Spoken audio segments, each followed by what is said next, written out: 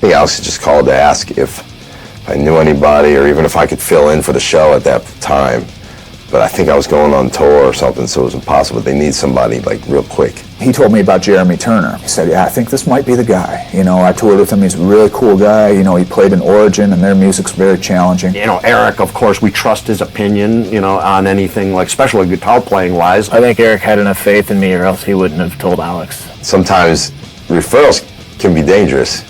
You know what I mean? You refer somebody and then they do you wrong and then you look like a jackass. But he's one guy I knew that would do me right. We flew Jeremy down. I think he was mostly staying with George at that time, and then Pat was teaching him all the songs. I was excited, but extremely nervous. I'd never met these guys, and I'm going to practice with them, live with one of them, and tour with them. Man, Jeremy got it together in like 3 weeks.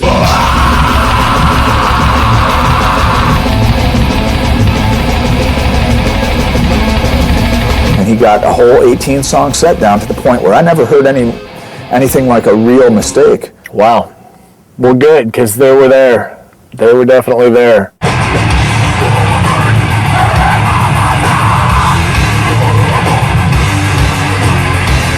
We went and did 5 shows in Mexico. You know, went to South America and Brazil. And then we had a whole U.S. tour, I think, after that. Some of the people in the U.S. would joke, oh yeah, they got him because he looks like Jack on steroids. We had him for the remainder of shows we had for the Wretched Spawn. He played Walkin' with us that year.